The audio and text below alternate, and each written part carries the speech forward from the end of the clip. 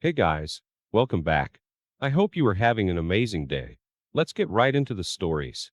The first one is a pro revenge story. This happened a few years ago. My neighbor started parking on the street behind my car, like literally inches, for no apparent reason. My neighbor had a driveway, empty, and also lived two houses down the street. I didn't have a driveway, so on-street parking was a must for me. After a few weeks, I asked if it was necessary to park so close when there were literally no cars on the street for over a quarter of a mile. He said, "No, but there's no law against it," with a big, crap-eating grin on his face. A few weeks passed by, and my car got hit because someone thought there was enough room to clear as his truck blocked the view of my car entirely. I saw this happen, but unfortunately couldn't get a model or license plate number. I found my neighbor's email address because I really didn't feel like talking to him, and asked him again if he could park further down the road, closer to his house. He replied, "Nope, suck on it." Okay. I had lived here for quite a long time and never had any issues with him or any other neighbor. I keep to myself, never make noise, don't have any noisy pets or parties, etc. His truck had his business name on it. I Googled it and found out it was his own business. There were lots of Yelp reviews, a BBB rating, etc. All these links pointed to his website. I wanted to check his website, but it didn't load up. I headed over to Huey's and saw that the domain wasn't registered. I snagged it. Before I thought of what to do with it, I Googled the owner's name and found out he'd been convicted of murdering a child 20-ish years ago. I found a handful of links that detailed his story rather explicitly.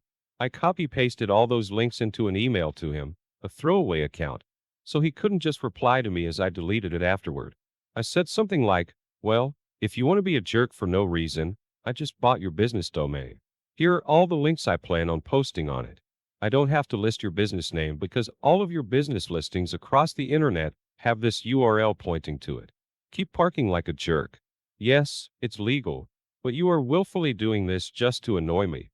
I legally bought your domain and can legally link these articles. Park behind me again, and I'll launch it." Within an hour, his truck was moved into his driveway. He asked me for the domain and I told him, "When either you move or I move, I'll hand it over. Until then, it'll remain offline." The next one is an entitled people story. Moving into a new home is always an exciting moment, and my wife, young daughter, and I couldn't wait to start our new life in the property we had inherited from my wife's uncle. The house needed some work, but we were eager to make it our own and start creating memories in it. However, our new start was soon marred by a problematic neighbor named Amos. It was only a matter of minutes after we arrived at the property that Amos came out of his house and started to talk about property lines. He seemed to be very interested in the fence that we shared, claiming that it was actually on his property and that he wanted to remove it and plant some trees in its place. I didn't think much of it at first, but I soon realized that Amos was a difficult person to deal with. I tried to reason with Amos, telling him that we could discuss the issue later, but he seemed determined to get his way. A few weeks later, I arrived at the property to find that the fence had been torn down and some trees had been planted on our side of the property line. I was furious, but I decided to hire a surveyor to find out where the property line actually was. The surveyor quickly confirmed that the fence was indeed on our property, and I went to confront Amos with the news. He was dismissive and claimed that he had his own surveyor who disagreed. I knew that he was lying, but I decided to give him the benefit of the doubt and wait for his surveyor's report. Days turned into weeks, and I heard nothing from Amos. I decided to take matters into my own hands and began to rebuild the fence. But just when I thought everything was settled, Amos appeared with his lawyer and claimed that the new fence was encroaching on his property. I was stunned. I had spent a lot of time and money building the fence, and I couldn't believe that Amos was still trying to get his way. But instead of getting angry, I decided to take a different approach. I called a mediator and arranged a meeting between myself, Amos, and a neutral third party. At the meeting, we went over the property line documents and discussed the best way to resolve the issue. After a few hours of discussion, we finally came to an agreement. I would move the fence a few inches back onto my property, and Amos would remove the trees that he had planted on my side of the line. We shook hands and parted on good terms. I thought that the issue was finally over, but a few days later, I received a call from my contractor telling me that Amos had cut down the trees in the middle of the night. I was furious, but I didn't want to start another fight. Instead, I called the police and reported the incident. The police came out and investigated, but they couldn't find any evidence that Amos had been responsible. I knew that he was behind it, but I couldn't prove it. I decided to take matters into my own hands and set up a surveillance camera in my backyard. It wasn't long before Amos struck again. I received an alert on my phone that there was movement in my backyard, and when I checked the camera feed, I saw Amos cutting down my new fence with a chainsaw. I couldn't believe it. I was angry, but I knew that I couldn't do anything to stop him. I decided to take a different approach. I contacted a local news station and told them my story. They were interested and agreed to do a story on Amos' behavior and the ongoing dispute between us. The story aired on the local news, and the response from the community was overwhelming. People from all over the city called in to voice their outrage at Amos' actions and to show their support for me and my family. The publicity put a lot of pressure on Amos, and he realized that he couldn't continue his behavior without facing consequences. He finally reached out to me and offered to pay for the damages he had caused. I was hesitant at first, but I eventually agreed to meet with him. At our meeting, Amos apologized for his behavior and admitted that he had been wrong. He said that he was willing to do whatever it took to make things right, and he even offered to plant new trees on my property as a peace offering. I was skeptical, but I decided to give him the benefit of the doubt. I accepted his apology and allowed him to plant the new trees. In the months that followed, Amos and I started to build a better relationship, and we even began to work together on some neighborhood projects. It wasn't a perfect relationship, but it was a lot better than it had been before. I learned that sometimes it's better to try to work things out with your neighbors rather than to fight them. And while I still regret the damage that was done to my property, I'm grateful that we were able to find a way to move forward and build a better community together. Update. Since my dispute with Amos, I've become much more involved in my community. I've joined the local homeowners association and have been working to improve our neighborhood. I've also started a community garden, which has brought together neighbors from all walks of life. Amos and I are still on good terms, and we often work together on community projects. We've even become friends, and I'm grateful for the lessons that our dispute taught me about the importance of building relationships with your neighbors. Looking back on the whole experience, I realized that it was a difficult but valuable lesson. I learned that it's important to stand up for your rights, but also that it's important to try to find common ground with your neighbors.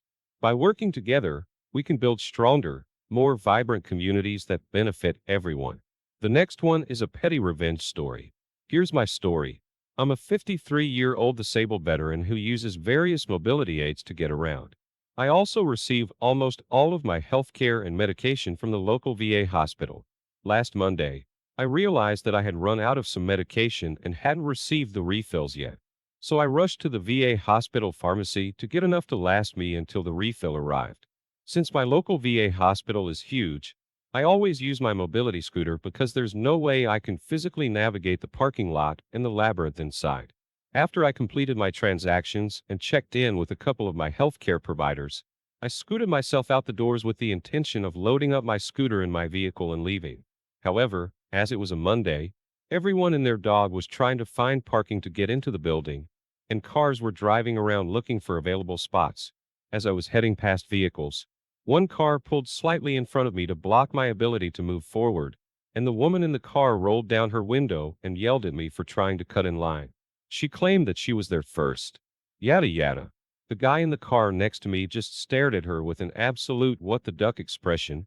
About to get out of his vehicle to help me confront the woman, I shook my head and backed up my scooter to go a different way to get to my vehicle. She passed me as I reached my truck and realized that I was loading up the scooter so I could leave. Well, she decided she was going to take my spot. Not today, Karen. I nodded at the guy who wanted to help me, hopped in my truck, and backed out of the parking space in a way that blocked Karen and gave easy access to the other guy. I made sure to use all 5 fingers when I smiled and waved at her as I drove away. The next one is an entitled people story. This happened some years ago. I'm in my 30s now, but back then I was 22. My sister was 18 and was my mom's golden child. My dad thankfully had a good head on his shoulders and always called my sister out on her behavior. But my mom's interference always meant my sister got off easy anyway. This is what happened back then. My parents decided to take a vacation to ski in Aspen and let my sister watch the house for them. They told her no parties, but that was a rule she straight up ignored. A day after our parents left, my sister started sending out invites to a party and she was promising free alcohol. I didn't see that post just yet, but my sister called me and asked me to go get alcohol for her party because I was over 21 and could legally buy it. She also wanted me to pay for it and said she'd invite me to the party and introduce me to an easy girl to pay me back. I told her that I wasn't going to break the law to make her happy. She should never have told people her party would have alcohol. She screamed at me over the phone that I was ruining her life and that she couldn't take back the invites now that they were all over her Facebook. I looked at her post and facepalmed. I told her that what she did was really stupid and she and her friends were all underage, so it's illegal. She tried to say it'd only be illegal if I ratted on them. I said I wouldn't rat, but I wasn't going to buy her booze either. She screamed at me some more, so I hung up the phone. Well, that night my sister had the party and someone called the police for underage drinking. After being arrested and confronted by police later on, my sister threw me under the bus and said that I'd supplied the alcohol she was using. Turns out she actually broke into Dad's liquor cabinet and thought it'd be better to frame me for her crime. Police came and arrested me at my apartment the day after the party. They seemed already convinced I was guilty and didn't really listen to me when I said I was never there, but I willingly cooperated with them. At the station, I told them the whole story and got them to look at my sister's Facebook post. Thankfully, there were a few people there who listened to me, but I still had to spend the night in a cell while my parents were called.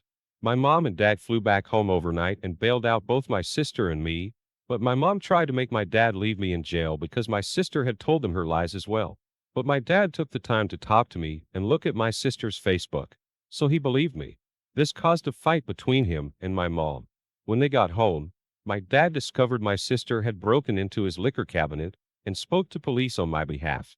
My mom, however, still wanted the blame to fall on me because, as she put it, the charges were ruining her baby's future. But my innocence was further proven by the fact that my car and I were seen on CCTV when I left work, and when I arrived home soon after, as the apartment I was living in then had CCTV cameras to watch the parking lot. My car did not move from there for the rest of the day and night. In my sister's story to police, I had driven out and gotten the alcohol for her, but I wasn't seen on CCTV in any liquor store in the county, and my bank account showed no transactions buying alcohol. My parents' house also had a camera at the front door, and my car was never seen in the driveway that day. After being confronted with those facts, my sister's story changed to saying I already had the alcohol and gave it to her at my apartment. But my sister's car had never showed up at my apartment either, and there were only 3 cheap beers in my apartment fridge and no hard alcohol. My sister finally had to give up on her lies, and my parents were severely disappointed in her. But my mom still tried to convince me to take the fall for my sister.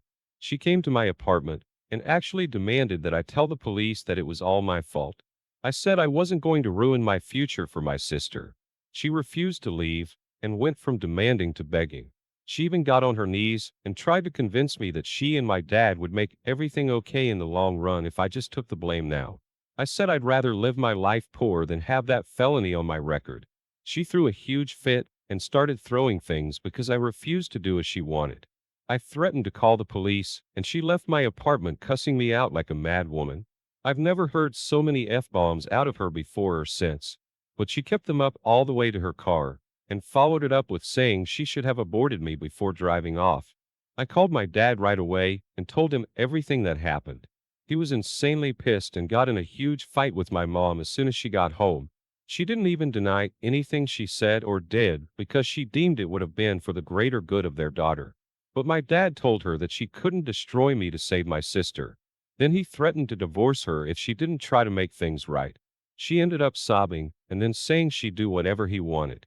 My dad said that it was couples and family counseling, where it was divorce. My mom signed a prenup before she married him and really had no choice. In the family counseling, I called her out on how she always believed my sister's lies. My sister tried to say they were not lies, but each one I pointed out from over the years said otherwise. I'd taken the time to write a list of all the ones I could remember from the past decade that had all been proven she lied.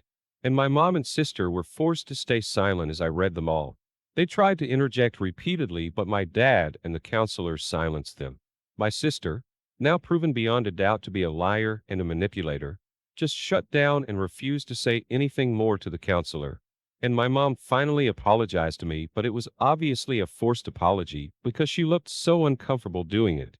I told her that her apology was very fake, and after so many years of favoritism, the damage was already done. My relationship with her never really recovered because she was convinced I was guilty no matter what was said until my sister admitted the truth, and then wanted me to pretend to be the guilty one anyway to protect her favorite child. But nothing went her way, so she just went back to crying about it. When my sister went to court, my mom pleaded with the judge to go easy on my sister for the charges of underage drinking and giving other underage people alcohol, as well as attempting to frame me for her crime. She also resisted arrest when the police came and shut down the party. She was very drunk when it happened. They kept her in a cell overnight to sober up. And then she told police I'd been the one to provide the alcohol. My mom's begging, along with the relentless lawyer my parents hired, got the judge to cut a deal, provided my sister pleaded guilty, which she did not want to do. But her lawyer highly recommended she take the deal to avoid jail time because there was no other way of keeping her from getting a felony on her record. My sister's lawyer used the fact that the alcohol had not been bought that day, but rather had already been in the house long before the party happened to help lessen the charges. My sister's FB had also been completely deleted by her as soon as she was able to in order to hide the post. The judge just wanted the case over with. So my sister got off with a huge fine that our mom paid most of out of her own pocket and a couple of years probation. She was also made to get therapy too by our dad. She's never really shown actual remorse for what she did though, and only had animosity for me no matter how in the wrong she was. She was eventually diagnosed as a narcissist after dad made her go see a doctor. After her probation and 4 years of college were over, she decided she was going to leave home for California and never come back once she landed a good job. She currently works in an office in LA, and we've not spoken in years. That got her that job, and she's not shown any real appreciation for it. Even my mom has given up on her ever coming home for the holidays and us being a family again. It tore her up inside for a few years. But now she's just bitter. She doesn't really blame me anymore, but we only seem to show indifference to each other. Just because my sister cut her off wouldn't make me the new de facto favorite. It just means my mom lost her baby and isn't getting her back. She can't leave my dad because she's too reliant on him, despite having her own career. She'd never want to be on her own again. So she's just become a shell of her former self. Things between me and my dad are still great. He's pretty much disowned my sister for what she's done and has stopped caring if she'll ever talk to him again. He and my mom don't even sleep in the same bedroom anymore. She moved into the guest room some 5 years ago and has stayed there. Their marriage is really only one on paper these days. The next one is an entitled parent story. So I was standing in line at the checkout of my local supermarket. I had about 10 items, including some frozen goods, drinks, and snacks. I usually tend to take out one of the buds of my phone so in case someone addresses me, I would hear it. At this time, the woman at the cash register was taking care of the payment of one client, and there was one person in front of me. And then suddenly, she appeared. The EM in this story. Honestly, she didn't look it. She didn't even give off a mean vibe or anything. Even the way she started talking to me was overall nice and polite. At first, "Excuse me, do you mind if I skip ahead? I'm in a hurry," she said.